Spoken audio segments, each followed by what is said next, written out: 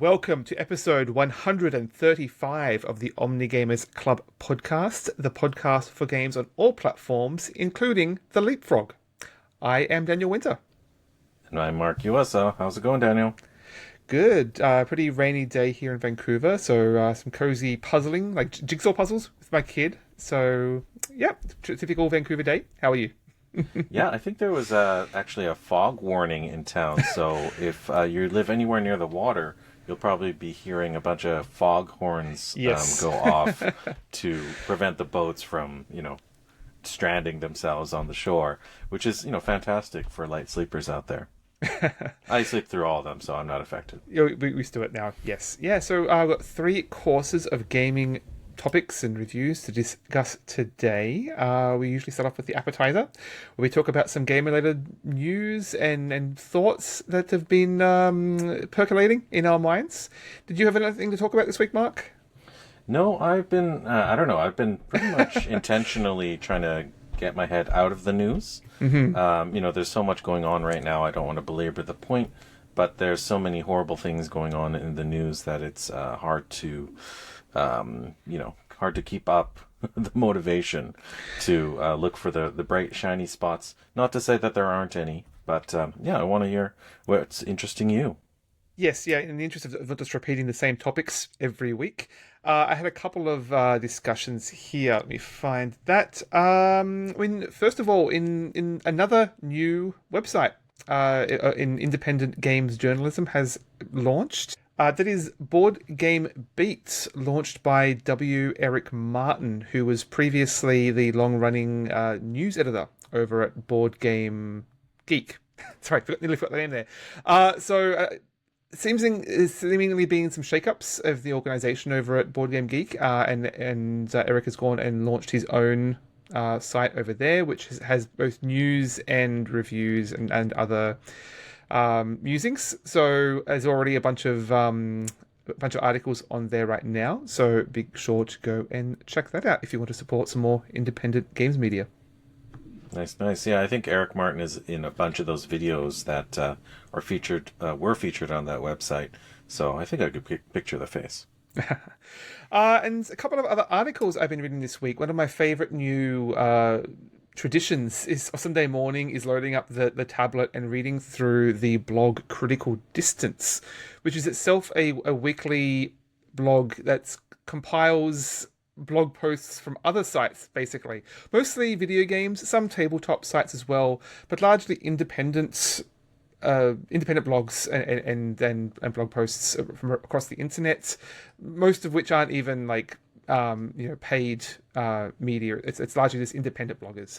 A lot of those are reviews, but also a lot of critique and sort of cultural musings on games. A couple of particularly interesting articles I came across that in this week, though. The first one is called If You Ask Nicely by Autumn Wright, and that was largely about this trend in games media. I mean, it's this scale of feedback where you have a lot of these reactionaries complaining about games before they've even launched. Currently, right now, there's a big hotbed of discourse around Highguard, the new sort of, I think it's a MOBA style game. I've tried not to know too much about this. It was launched at the Game Awards. Well, there was a trailer at the Game Awards. It just launched this last week. Been a lot of discourse and people sort of seemingly excited for its inevitable failure. It did launch with a lot of negative feedback for what it looks like, but there was an article on IGN, I think, that was basically decrying all this negativity. Like, why can't we just wait for the game to come out and see what it's like? And sure, yes, this negativity is bad. Like, it has little value. Obviously, it's all just people trying to game the algorithm. At the same time, I think there's this real trend towards people trying to balance the scales and not quite toxic positivity, but positivity that's only really serving the interest of the publishers and the developers, and just being part of the marketing apparatus of the games industry rather than actually critiquing or reviewing games. Like, what audience are you serving there and coming to the defense of these studios? It's a little strange. It's something we've seen a lot of in the board game scene, especially where it's a lot of enthusiasts who I think are largely well-meaning. We obviously all want to see our favorite game publisher or designer thrive. But I don't know. I think it can go, people can take that a little bit far and just think that is the primary role of reviewing games as to be a marketer for these games, and which I think can be a little misguided. Yeah, there's a constant incentive to pick a side, right? Yeah, I it's like a mean, sports team, basically. Yeah, like whether you well, so people get yeah, invested in a game failing or succeeding, like a sports sports team. team Yeah. or politics. I mean, it's not going to be on us to point out the fact that the world is more polarized than ever. It seems like you can't literally just sit out and wait to see what the quality of a game is after the fact. You got to pick a side, choose a camp, and then gear up, armor up, weapon up to fight for your side when there really aren't any stakes. Like you said, for whatever that game was, I'm not going to mention the name on purpose. It doesn't matter. The marketing department just wants you to say the name over and over and over, whether positive or negative, and that's going to lodge that game's name into the potential buyer's ear and trigger them to behave in a certain way once the game launches. That's all they want. So you're right. I'm not going to buy into that hype cycle. I feel like I have not really been on the hype cycle too much in terms of games, not for board games for a long time, not for video games for a long time.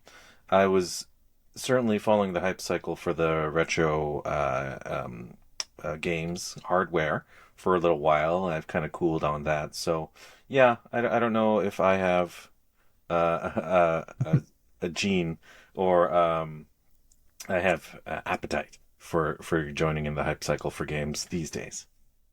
Yeah, we're ironically starting to see a lot of the video game media space really start to emulate what the board game space has looked like for years, because so many of the traditional media outlets have failed or closed or are winding down in various ways. You have a lot of independent streamers and reviewers, basically enthusiast press, for lack of a better term, just putting their own word out there, and that again, without all of the journalistic integrity. Not to say that it's all about ethics in video games journalism. Don't want to open that can of worms, but I think there is a lack of consistency and standards that we really have been seeing across games media. Yeah, that's right. That's an interesting point because the audience is going to hear a game that we've been provided keys for later today. So I guess we're going to have to broach the subject of ethics policies when we're discussing a game and where we fit within that framework, because our hands aren't clean, I suppose. We're kind of wading in the waters of this game marketing space. I don't think getting a review code is unethical in any sense of the word. Only a couple of reviewers out there have refused that entirely, which I think is noble, but not entirely necessary. I think disclosure goes a long ways, as long as you're upfront about what's being provided by publishers, what that relationship is exactly. Yep, and we'll provide some more details about that in a moment. But yeah, it's hard to say where we can all stand in this marketing war. Maybe war is too polarizing a term in itself. We're just in a state of the board game industry and video game industry, and it's constantly changing.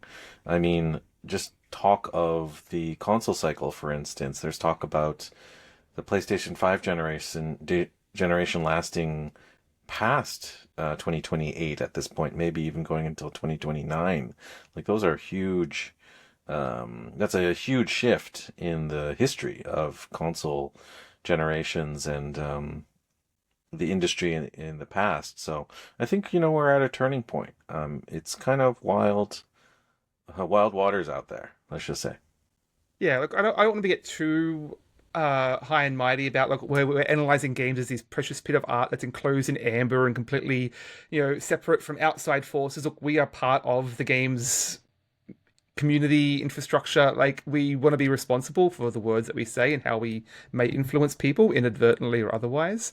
But I think that's mostly it. Just being self-aware of how our words affect people and like what we're trying to achieve in how we talk about games. Yeah, it's fairly undeniable that the games industry is changing, and we just want to think about that because we have a place and a part within that. However, we want to cover our games. Amen. Okay, one other quick article I wanted to mention, just in the slightly more positive news. Another one I found on Critical Distance was called Rocket Science and Marshmallows. This is from a blogger called Leah. Both of these links I'll put in the show notes, by the way. And it's largely talking about the game Outer Wilds, which I replayed at the end of last year. I haven't found a chance to talk about that in great detail, but if you've been listening for a while, you may remember that was very high on my games of all time. I think I had it at number 2. I may even be willing to bump that up. Following my replay, it's a game that just had so much to say about the state of existentialism, I think, and especially in times right now, we see a lot of doomerism out there. And I think Outer Wilds, what it said to me was largely how to find meaning and joy in the face of, of literally in that game the obliteration of the universe, the heat death of the universe. There is no fighting against that, but you can still find joy and meaning, even if it's as simple as a marshmallow or just your curiosity of how the universe works. But like this article was comparing that to the times of today. Obviously both current political events, but also COVID and the rise of AI, and how there's this real dialogue about these things being inevitable and just encouraging people to roll over and just let it happen. But like, even if things are inevitable, even if it is going to happen, like that's not a reason not to fight against it, not to keep hope up. We're both parents. I think we have no choice but to be hopeful, not naively so, but always hope that there's a better world possible and that we will continue fighting for it. For sure. I actually did have one positive thing to share. I'm just going to shout out the social media account of this individual that I've been following. They do good work. The name is Kimimi, the game eating she monster .com on Blue Sky. I follow them. And they do a bunch of retro, a lot of Japanese games, a lot of kind of not mainstream, like a lot of kind of deep cuts, visual niche novels, JRPGs and things. Yeah, right, niche stuff. I really just get have a smile on my face whenever I see posts that they put out. So there's one positive thing. Kimimi, the game eating she monster, does some good work. So cheers to them, and check out their account. Yeah, I actually recently just found their account as well by way of Critical Distance. So, like, lots of really cool niche game writers out there. And I don't think I mentioned, this is all written blogs. So, even if it's not being monetized or, like, spotlighted constantly on social media, there are a lot of written blogs out there. People are doing the work if you're willing to find it. And not only are they putting together some great written material, they actually take some attractive photography that goes along with every social media post and article that they put out. So more kudos to them for the great work. Yep, I'll drop all those links in the show notes. Very nice. All right, what do you think? Shall we move into the main course? Let's hop to it. There we go. Okay, so let me see if we have it. We're going to be covering one game, the one game that we played. We both played. Yes. We've managed to synchronize up again. As you mentioned earlier, we got some review codes. Though I will say I got those in right after I had already bought the game. That game being Big Hops. That's right. And so I did not purchase the game, so I took advantage of the key code provided by Luckshot Games. So thank you for providing that. And, we didn't provide our opinion to the publisher before releasing this episode. So, all our opinions are our own. Absolutely. This game came out just a couple of weeks ago, 12th of January, 2026, for those listening in the future. This is the first game I'm covering from this year. We don't often cover new games, especially not since dropping Game Pass, essentially. But I think in light of some of the recent discussions we've been having around AAA games and my cynicism there, I've been wanting to make a better effort to cover indie games. And especially while they're new and fresh and people are talking about them, comparing, contrasting some thoughts out there. So this is our first new game covered in a little while. So yeah, I mean, Mark, do you want to give a rundown as to what this game is? Yeah, for sure. I think it would be fairly undeniable to say that this is basically a 3D action platformer, action adventure. It's kind of a mascot 3D platformer. Now, this is a genre that I don't have a lot of experience with, a little bit, but maybe, depending on your age, everyone has a, favorite 3D platformer that they grew up with. Maybe it's, Banjo-Kazooie, or, maybe it's like Crash Bandicoot or something like that, or Mario Galaxy, for instance, like a game that's being remastered and being put up on the big screen. So this game falls squarely within that. You play a mascot. I forget what his name is. It's something frog-like. Hop, right? I think it's just Hop. I know that his sister's name is like Tad. No, it's Lily. I forget. Like Lily Pad. Of course, right? Yeah. Yeah, for sure. And I guess the main idea is that you're a frog, so you're going to be utilizing some interesting abilities, like your tongue, and to latch on to certain things, to grab items, to grab insects. Insect collecting is one aspect of this game, and you're going to be leaping and hopping around, as the name would suggest. Yeah, so the main point of reference a lot of people seem to be comparing this to is Mario. I mean, at least some of the 3D Marios. It's going to be most people's touchstone, I think, for this sort of character platformer. Specifically, to me, that brings to mind a lot of the Nintendo 64 era. Like Banjo-Kazooie was a strong one for me. But I think more so, I think we'll discuss a little later, but more a lot of the PlayStation character platformers. So yeah, obviously with platformers, the main draw, the main feature of this is how you move around the world. So I think that's a spot to start here, and sort of what sort of move and tool set you're working with in Hop here and how that feels. Because I mean, that's what's going to make or break a game like this, is how fun is it to move around that world. So I mean, Hop only really has a few tools in terms of jumping. I mean, he can jump, obviously. He can, like, is your traditional crouch jump to get a little higher. You can sort of run and launch yourself to get some extra momentum. You can wall run kind of along in some areas. But a lot of what you're going to be doing is using that tongue, as you mentioned, and I think it is quite clever in how much of this game is contextualized around you using the tongue in various clever ways. You can grab collectibles and pull them towards you. You can latch onto the sort of hanging, it's funny, it's floating orbs, basically. You can latch onto those to swing across gaps. You can lockpick with your tongue, which has these like neat little sort of puzzles, I guess, where you're trying to like, don't cross the streams. You've got to like touch all of these nodes and get to the end without crossing over. A lot of different ways that it recontextualizes your tongue. So it's a good sort of character cohesion design, I think, in this game. Right. And additionally, those would be fairly basic ways to maneuver around the world on their own. But you also have some extraneous items that you can interact with. There's a lot of items that you can add to your inventory.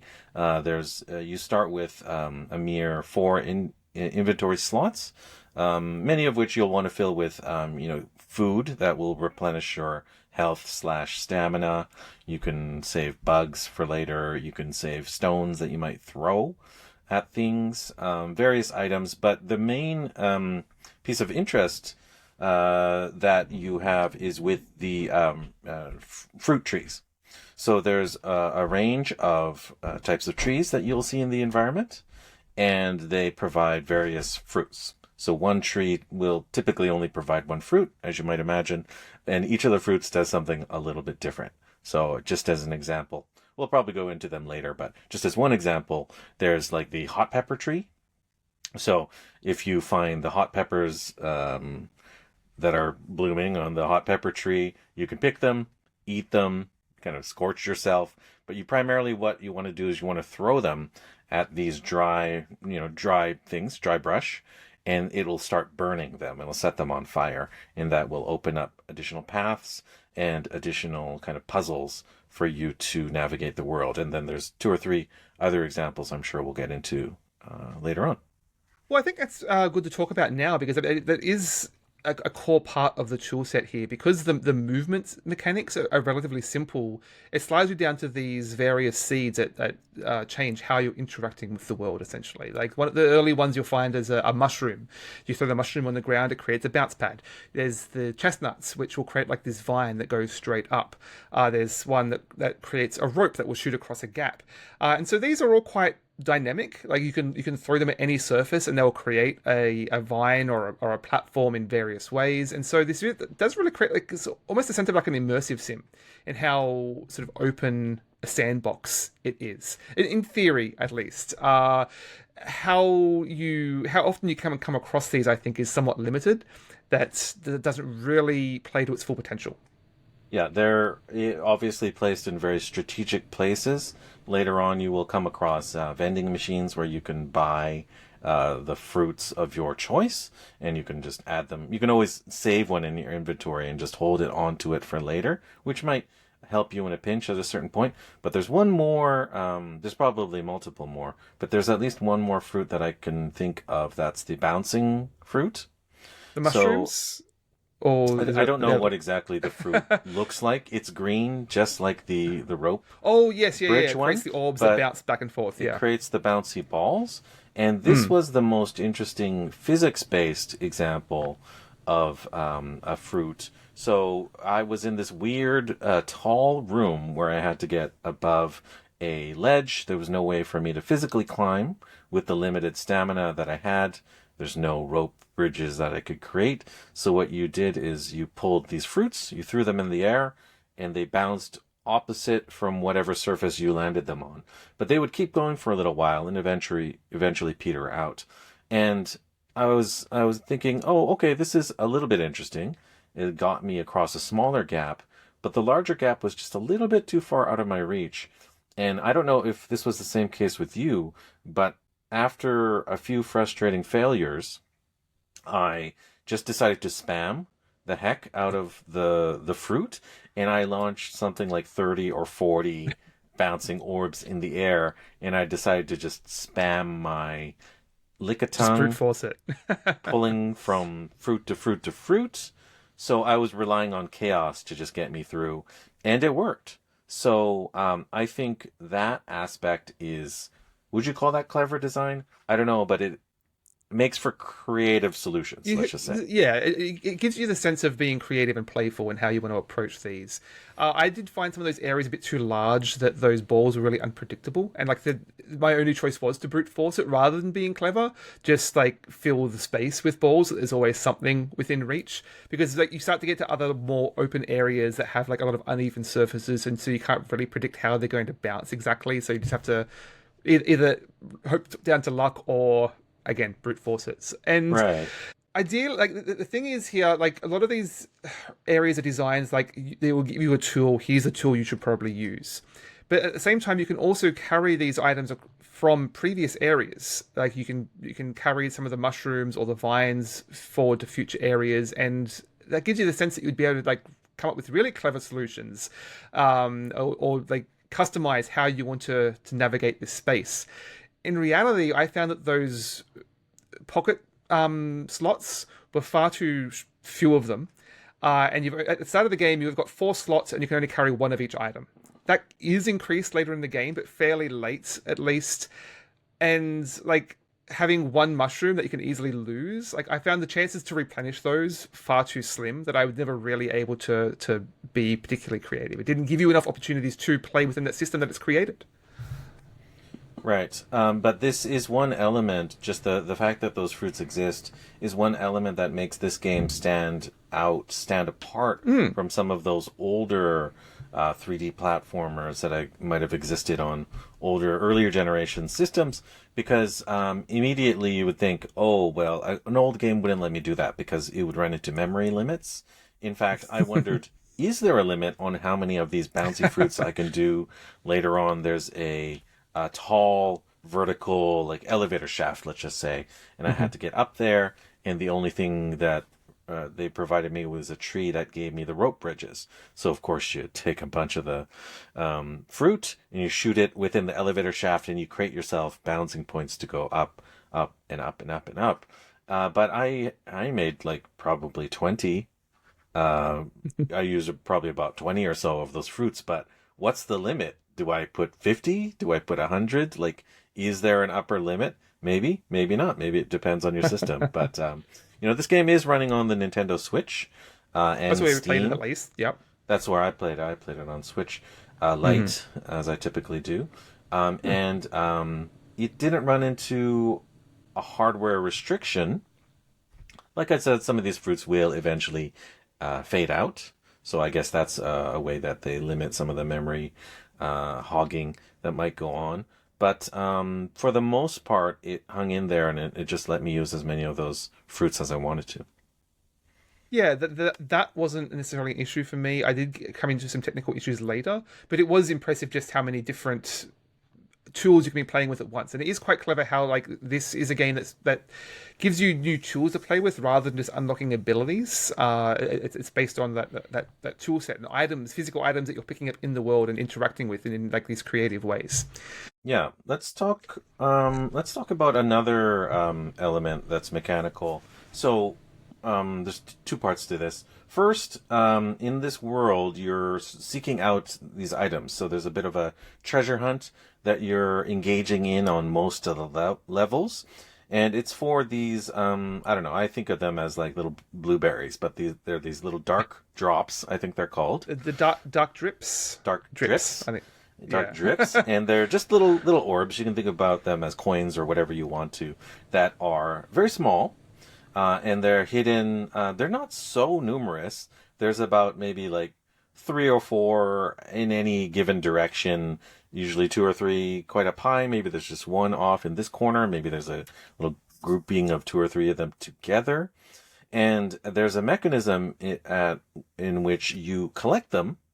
And when you collect enough, you reach a certain threshold, and then it unlocks a kind of a reward or item that's a upgrade, essentially. And very much like a roguelike game, this isn't a roguelike game, but very much like one, it gives you a choice. It seems to be randomized between so, yeah. 2 different options. And on occasion, those were exactly the 2 same options, so I didn't have any choice. But anyways, it gives you the option to collect these randomized gems. I think they're called trinkets, and they act very much like the trinkets from Hollow Knight, Silk Song, the badge system, basically.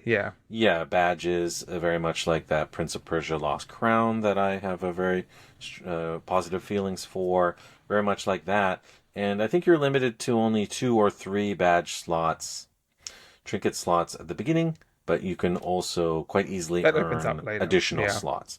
So that's a mechanism that I was quite surprised to find in a 3D platformer. It gives the game quite a bit more customization options than I expected from a 3D platformer. Maybe I just haven't kept up with the trends of it, but that was, pleasant to see. Customization options. It is a really nice touch too, how those badges are like physically on your backpack. You can basically sticker them onto your backpack. They're quite small, you can't really make out much detail, but it's a cute thematic touch. The actual how they work, what those badges do, a lot of them are like give you extra health or give you extra spaces in your backpack, which is very useful. A lot of them aren't quite as interesting. They feel more like accessibility options. They're not really changing the fundamental way that you interact with the game. They're just like fairly incrementally increasing your abilities. One of them that I thought was pretty interesting was, this is the most out of character one. Like you said, most of them were pretty basic. But one of them was, it fills every slot, which means you can only have that one trinket enabled. But if you do have it enabled, you don't take damage, which is pretty impressive in this game. This game, from what I've seen, doesn't really have like enemies. Like there's no Goombas running around. There's no cactuses, pokies, just kind of getting in your way. most of the damage you take is from, running into hazards. So you'll run into fire, like I mentioned previously, or just literally just from falling. Like if you fall into an empty pit, then it's going to steal half a heart or half a stamina or whatever you might call it. Most of the damage you earn is from the environment, not enemies per se. So this is it's actually quite frustrating to, fail a lot of times at doing this kind of tricky platforming run. There's these optional kind of platforming challenges to get more of those dark drips. And like I said, they are optional. But if you fail 2 or 3 or 4 times early on, then all your stamina is gone. Maybe you find food along the way and you build up your stamina, but maybe you use all the food in your backpack and then you keep on failing. And what's the result? You just have to respawn at the beginning. So that's frustrated. And that tool, the trinket that doesn't give you any damage, could let you continue as many times as you want to. So I thought that was interesting. That's the sort of thing I was saying could have just been an accessibility option, really, especially when it precludes you from using some of the other more interesting ones, like expanding your backpack or giving you more options to play in that sandbox. So I think limiting that to I guess the only one you get to have is a little restrictive. It could have just been one of the accessibility menus somewhere. It's true, but you don't have to use that all the time, right? You can just enable it when you want to take on a particular run. So I think it does give you options, not as much as just a menu toggle, but sometimes players don't want to change the difficulty, right? I want to win, I want to get good and win the hardcore way using all the tools that are available to me.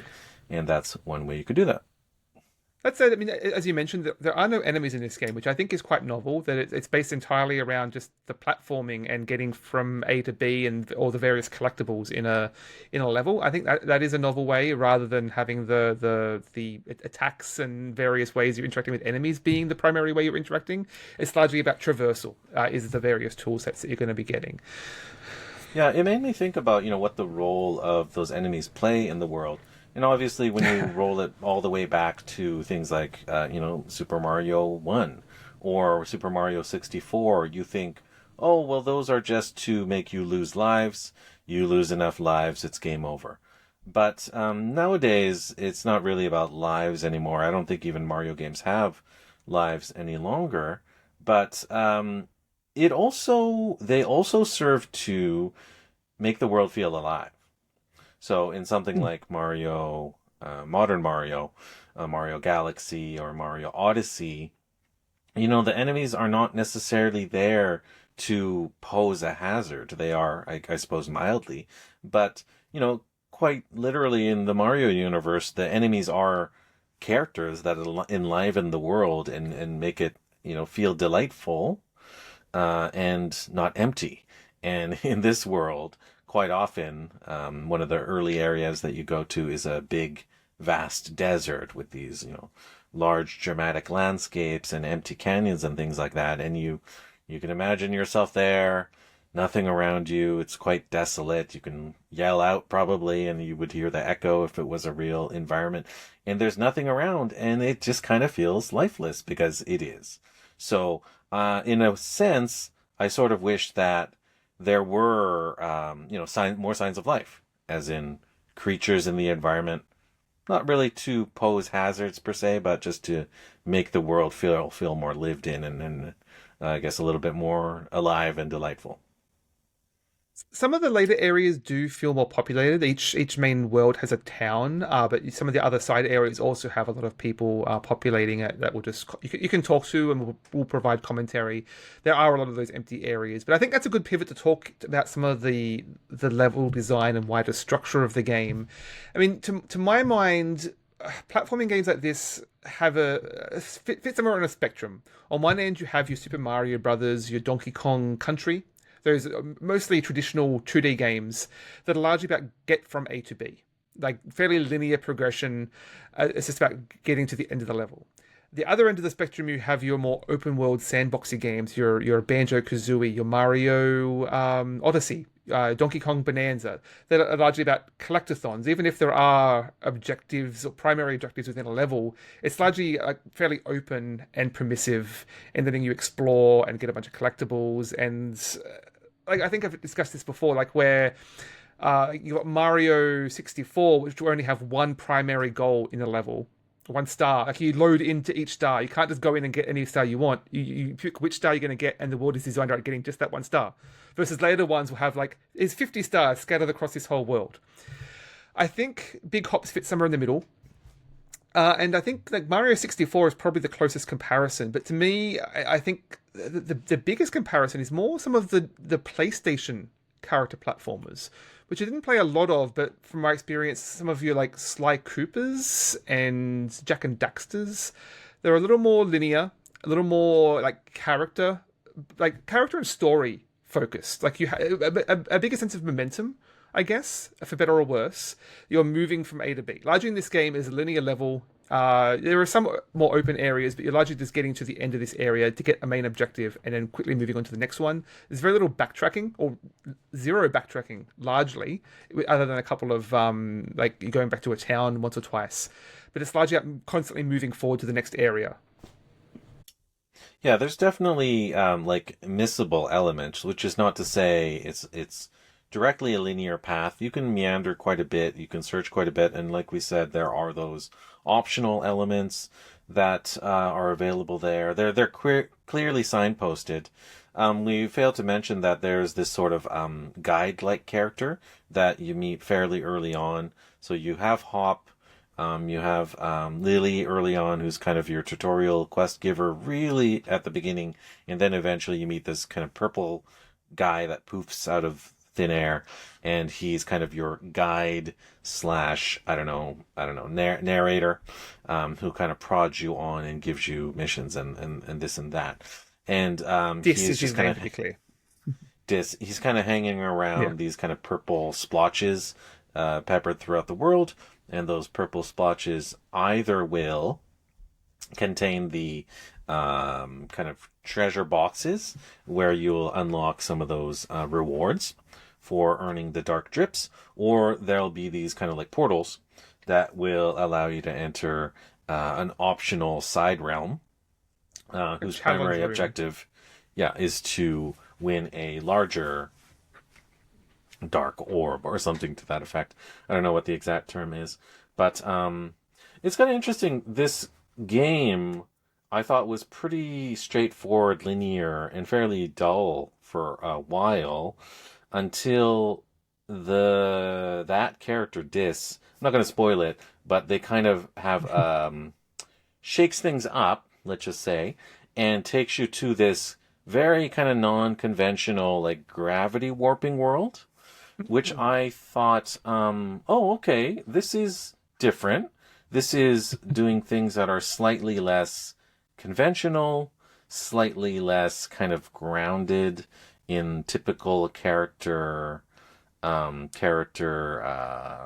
mascot platformers that I'm familiar with. Kind of reminded me of those kind of dark, otherworldly areas in, say, like a Dishonored or something like that, where the environment is kind of like shifting around you and you don't really know what's real. Outside of reality. Yeah, I actually liked that and said, "Oh, okay, now I'm going to start to paying attention a little bit." And from there on, the world opens up. So I encourage you, if anyone's kind of on the fence about this game, to definitely at least play until you're past that. Don't worry, it's fairly early in the gameplay, and then they start to expand the rules, and then they give you a lot more tools, and the platforming kind of does kind of cycle back a little bit and get it a little bit more grounded, but there's more variety, let's just say, in the challenge that they provide. Yeah, I mean, each level you're largely doing pretty different mechanics in terms of how you're activating various platforms or traversing these spaces. There's like one with a stealth section, which might frustrate some people, but it is changing level to level how you're interacting with the world, for better or worse. Those gravity-defying levels, I think, are really cool. They remind you of something like Mario Galaxy, where it's bending around a space, like walking on all sides of a sphere, basically. I think it's a little. It's just enough to leave you wanting more. That it leaves the other levels a little more wanting, I think, especially how Yeah, linear they are and short. this game, I mean, it introduces a lot of disparate elements. Obviously, its influences are showing, but I think that's generally a good thing because I think the platforming could get pretty dull if it was just kind of linear objective to linear objective. They seem to vary the kind of variety of challenges, kind of play with some verticality at some point. And then, I don't know, there's this kind of wider open area, and then there's the big town, which introduces some more narrative elements, some more characters. And then it goes into this kind of underground area, which provides its own challenges like water, for instance. So they do tend to mix things up. And I think that's really good for pacing because I don't know about you, but I tend to get a little tired of platformers after a while and kind of, I don't want to be doing the same stuff all the time. And this game does provide additional things every now and again, like puzzles, the more aforementioned puzzles. You mentioned the lock picking. And then there's just kind of like lever puzzles. There's door locking button puzzles, electrical switches, electrified fences, things like that. And then the sentries, like the Metal Gear Solid style stealthing elements there, which I feel like none of it is too intense that will frustrate you to the nth degree. But I don't know. It's going to vary per person. I certainly got frustrated at points, and there are points where there's only one path to go forward, and that might frustrate some people. Well, that's I think primarily my issue with this game is that these levels are very linear. I think the game gives you a move set and a tool set that feels very permissive and open ended that don't really jive with the level design. Both the restriction of how many tools you can carry with you at a time and the levels being very linear and how you can approach them, I don't think really rewards the toolset that the game gives you. I don't think those are in conversation with each other in a particularly interesting way. The levels were designed as a puzzle platformer to like figure out a very specific way through them, which doesn't allow the permissive elements to really express themselves properly, I don't think. Especially with how rarely, as I said, you can replenish those tools. You can buy like seeds and pots. There's this whole system for like buying more seeds, but you only come across those towns like 2 or 3 times, and you've only got like 4 slots in your bag. So I wasn't really able to make the most of that. I don't think it really it didn't really feel like a cohesive design philosophy behind how these systems are interacting, to be honest.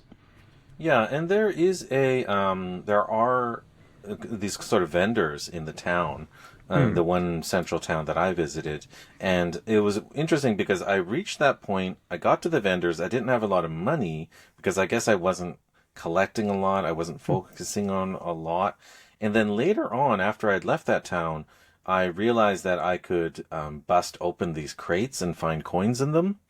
Crates, barrels, the typical little stuff that you find peppered around levels.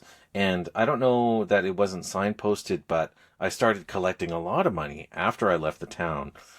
And then I eventually reached a limit. It's like you can only hold 200 coins. 200 coins, yeah. I guess it's like the Zelda Link kind of rupee, artificial rupee limit, right? Like you could be a rupee millionaire if they let you, but there's like a limit to your wallet size, so you can only hold so many.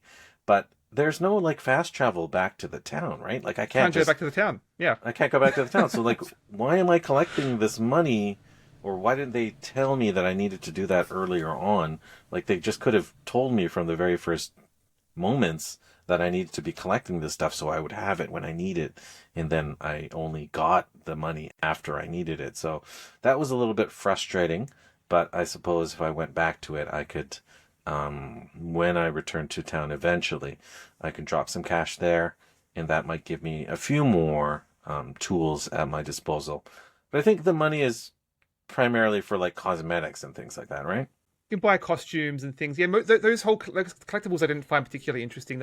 You can find pedals that you use for like dyeing your clothes, but I like very quickly had maxed out those. The coins you could buy some costumes that were fairly they're cute, and you could get hats. Ended up losing my hats. Like they literally just fall off sometimes, and Right. you have to. I guess you have to go back to the shop again and buy them again. I don't know.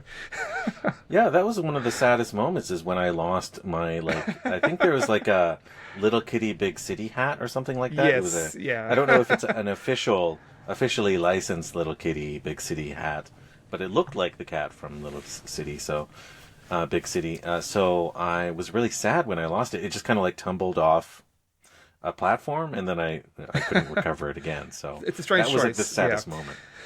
Yeah, that was frustrating, certainly. Yeah, should we cover more beyond the basics, or what do you think? Yeah, I mean, I think the other thing to cover here is the writing. Yes, sure. Perhaps. I think the first big surprise for me that I quite enjoyed was that this has voice acting. I think I've played a lot of games, your Little Kitty Big Cities, a lot of like family-friendly, bright, colorful character platformers that my daughter loves the look of, and then they don't have voice acting. So then I have to like narrate every character and all the text throughout the game. And so to see this actually had voice performances was impressive, and it's all pretty good voice performances. I think it's pretty strong. It's all like fairly understated and like fairly down to earth character performances. They're not like really wacky over the top. I think it's quite grounded in a quite genuine way. I thought generally the writing was quite solid. Yeah, I agree with that. I think the understated voice performances were just right, not over the top to be the point of annoying, but not so animated to be like a Saturday morning cartoon or anything like that. Yeah, I think the writing is fairly like adequate. It's just like not too great, but not too terrible either. Like there was a couple of good jokes in there.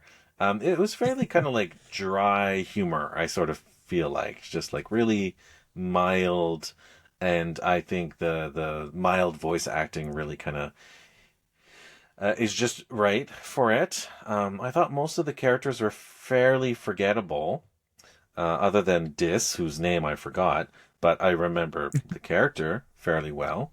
And there's a couple you meet here and there. There's this kind of cowgirl lady, boss, kind of Ma Baker sort of lady called Jolene. And she's got a lot of dialogue written for her, which I had to listen to a couple of times repeatedly Surprisingly for wordy. reasons.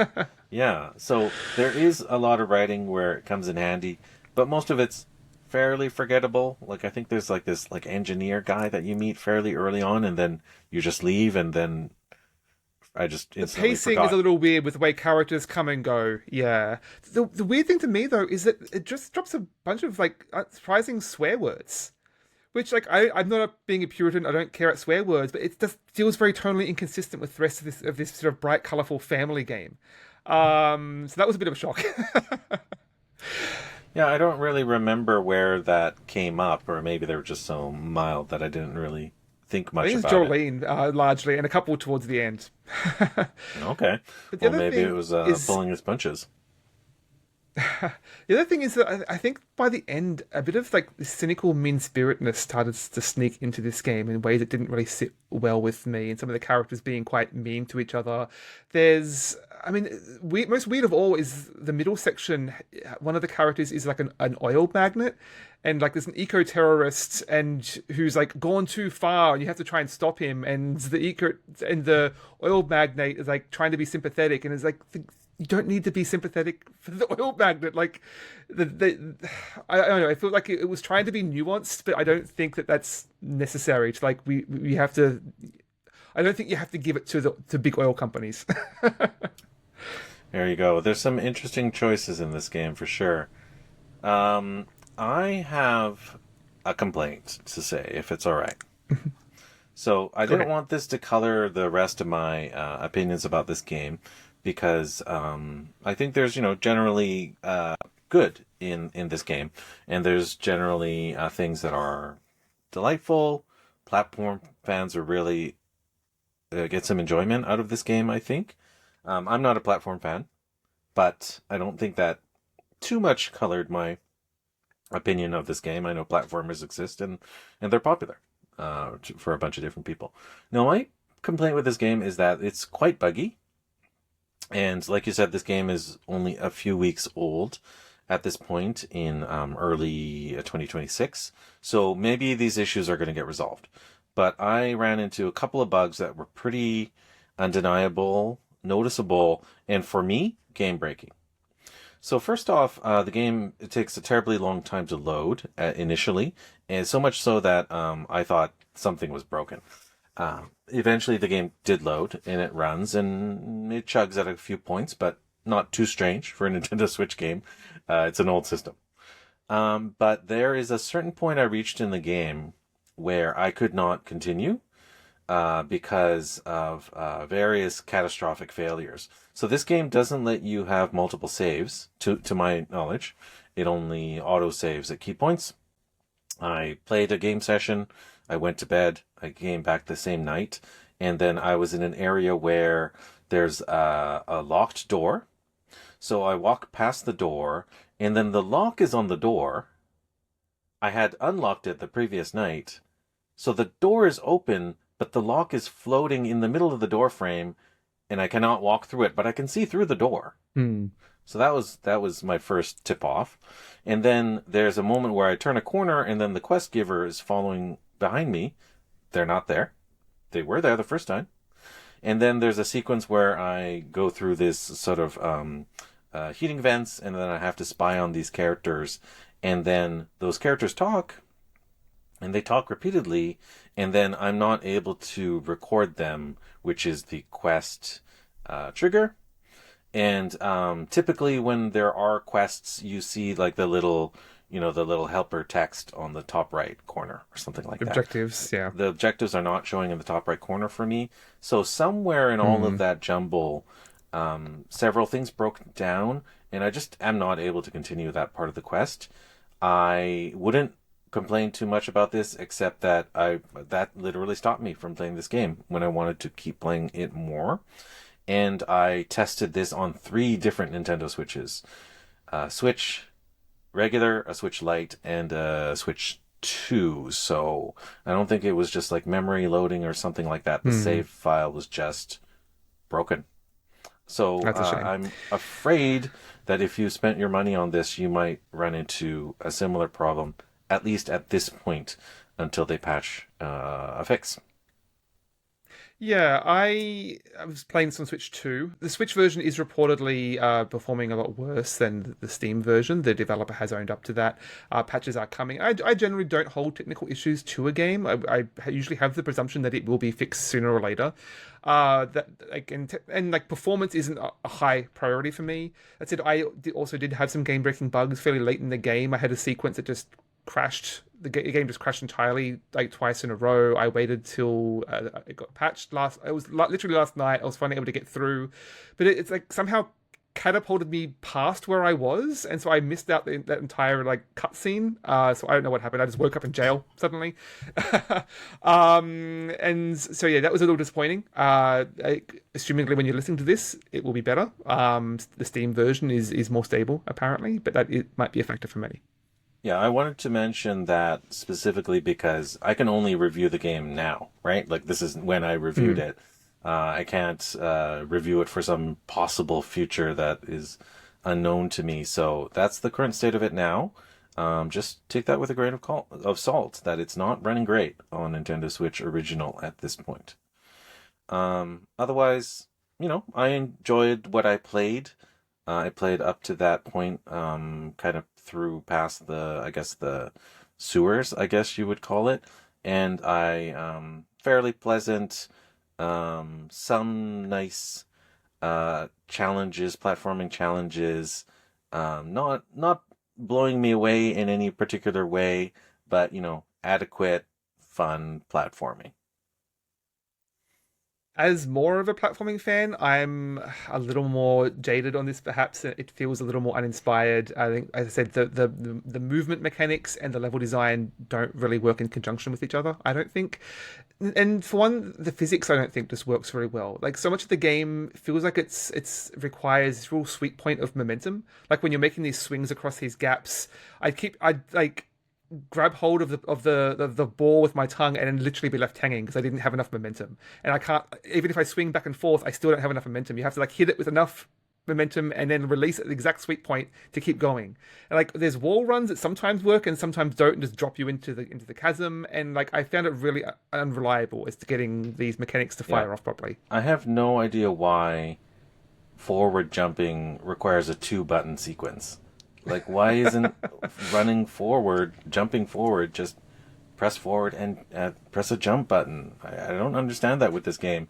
And for some reason, when you tongue and latch onto a latch point, like you said, when you lose momentum and you swing from side to side rather than forward, head over heels, It, which makes the targeting of where you're going to release from the yeah. swinging very, very difficult. This game is, you have to fight against the game even when you know what steps you need to take next. You have to fight Exactly. against the It should be controls. fairly straightforward. Yeah, so there are definitely some bummers. Look, I just said this game was uninspired. I take that back. Look, I think this game does have some excellent ideas. Like especially with the tool set. I just don't think it's built a system that allows you to play with those tools as much as you should. Yep, maybe this dish should have this dish of frog legs should have cooked a little bit longer. Let's just say that. That's big hops for Switch and Yeah. Steam. All right, what do you think, Daniel? Should we move on to our dessert sequence? Yeah. We jump to dessert where we talk about some non-gaming media that we've been enjoying. As we've said, other forms of media can be in conversation with games and it broaden our appreciation in many ways. And so we'd like to talk about something else that we've been enjoying. Mark, what have you been enjoying? Yeah, I would extemporaneously talk about the eco-terrorism themed book that I am reading right now, but I'm not prepared to yet. I'm just part of the way through it. Just you mentioned eco-terrorism. I thought that was an interesting coincidence. But let me talk about a book that I read slightly earlier. I've been reading the manga called Blame. This is not a brand new manga or anything like that, but it's very interesting. It's by an author called Tsutomu Nihei. And this individual is responsible for some other series that you might be familiar with. Some people might be familiar with. They wrote Knights of Sidonia, which has turned into a animated series. The Muse song, I think. Possibly, No? it's on Netflix, I believe. At least a couple seasons are. And the manga also called Apossims. Possums, Aposimz. I haven't read that one. But Blame, I have read. And boy, let me tell you, this is a really good one. I've read the first two volumes. I read the first volume a long time ago, and the second volume more recently. It is available in the Kobo Unlimited plan if anyone's interested to try out a trial of that. A bunch of volumes are on there.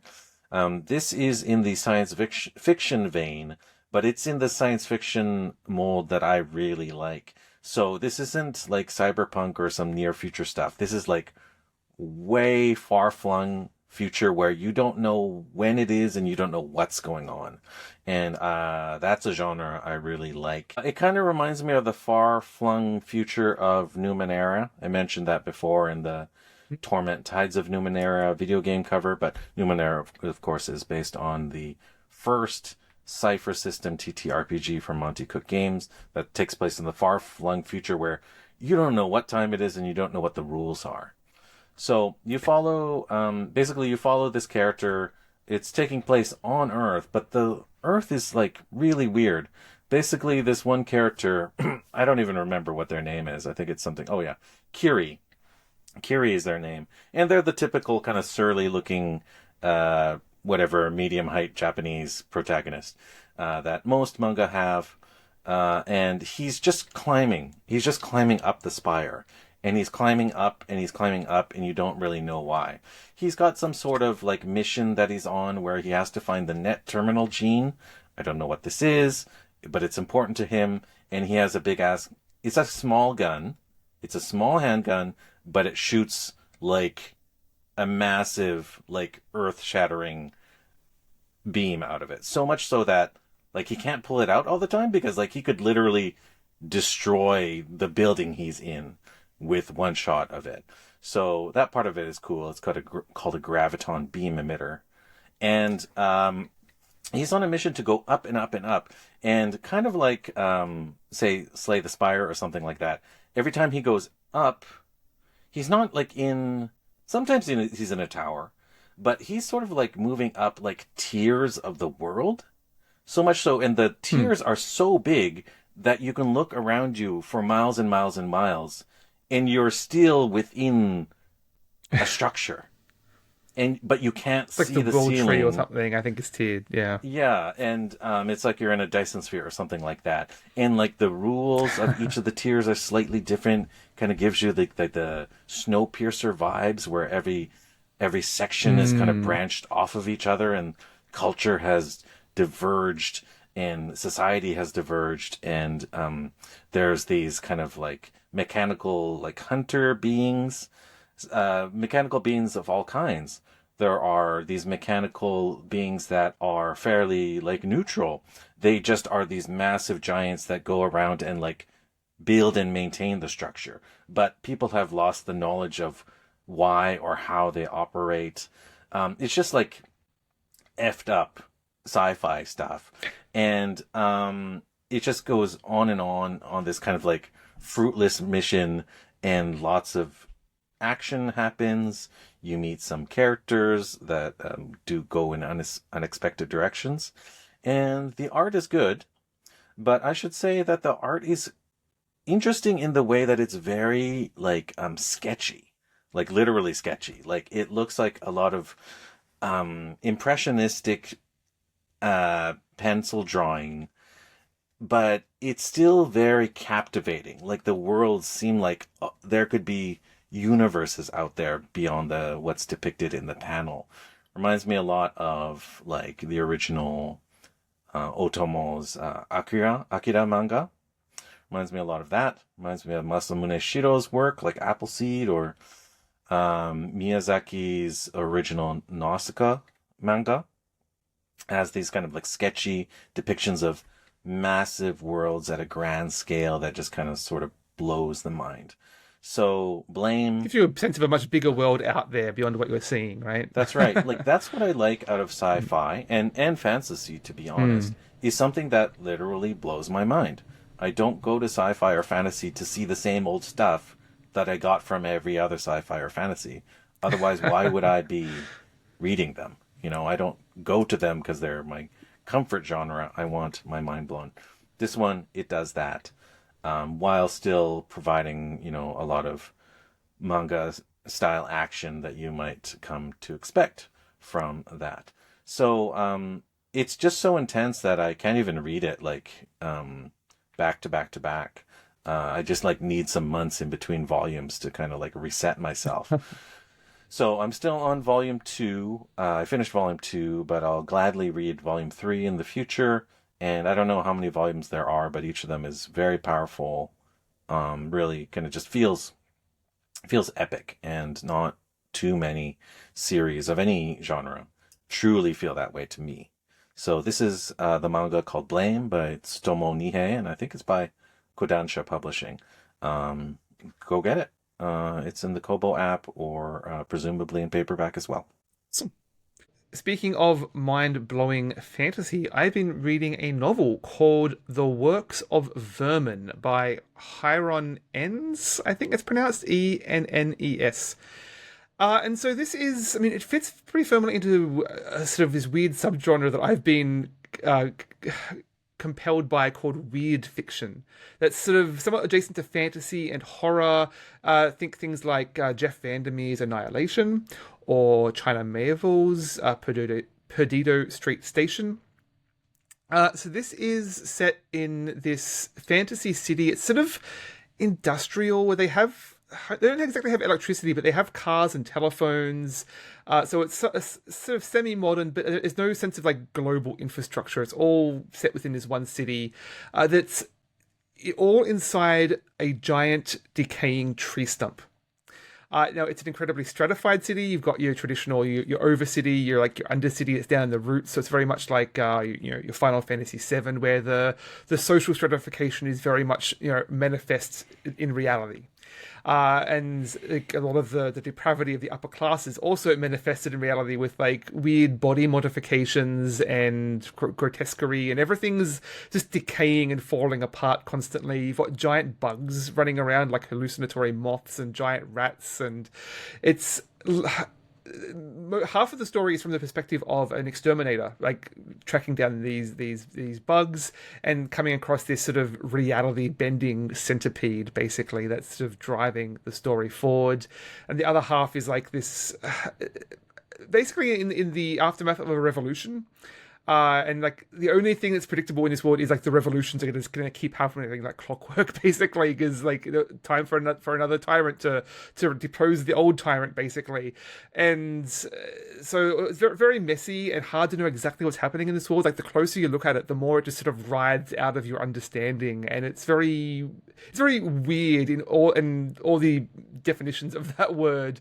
That I just found really mind blowing and just intriguing, and is a fascinating. It's not exactly a twist, but something happens later on that just recontextualizes everything that you've read in this really incredible way. It is very flowery language that can be tough to get a read on sometimes, but I just found it incredibly captivating. It's very deep down the sort of the fantasy horror sort of biopunk rabbit hole, but I found it incredibly refreshing. Probably retroactively my favorite book from last year, I think. Nice. Well, glad to hear of another sci-fi recommendation. Glad I know that you're a big sci-fi fan, so it's nice to hear that this was impressive to you. Yeah, we aligned once again on our theme and general subject matter this episode with our reviews. So I'll add the Works of Vermin to my list. Excellent. Okay, well, if you have any questions or comments on today's topics, you can contact us at omnigamersclub@gmail.com or at our website, omnigamers.club. That's right. You can follow me on Blue Sky at MARKYUASA at Blue Sky, bskysocial.com. And Daniel, where can people find you? You can find me at Board Game Feast, also on Blue Sky, and the Omnigamers Club account there as well. Great. And also check out, my cat is digging through my piles of papers, so don't mind that. Also check out our episodes in video form as well. We post videos on YouTube of all the episodes that go out. Please like and subscribe and share those with people you think might enjoy them. And of course, if you want to listen to our episodes in audio form, we're in a podcatcher of your choosing. All of our oldest episodes are only in audio form, so if you want to seek those out, I like to think our episodes are timeless. Go check them out there on a podcatcher of your choosing. And really, any feedback most of our games are not new releases. There you go. They're rarely ever, so this is one of our rare ones. But, we get to games when we get to them. And we love to hear from you, whether you've played the games we've been playing or if you have an idea for one to cover in the future. Love to hear it. One quick plug. I'm continuing to put out written reviews from games that we haven't had time to cover on the podcast here. This last week, I put out one for the Talos Principle 2, the puzzle philosophy game. In short, I think it's a little too obsessed with the philosophy and just asking questions for the sake of asking questions rather than having anything interesting to say. It really gets in the way of the actual puzzles. So go and check that out. I'll put the link in the show notes. Cool. I've been meaning to get around to the Talos Principle. That's what it's called, right? Talos Principle. So I'm looking forward to the first one was really that. good, I think, but the second one did not impress. Nice. Well, first one I have to hit, so there we go. All right, Daniel, shall we leave it there? And we'll catch you all in the future. And remember to have a balanced diet of games. Thanks. Cheers. Bye. Bye.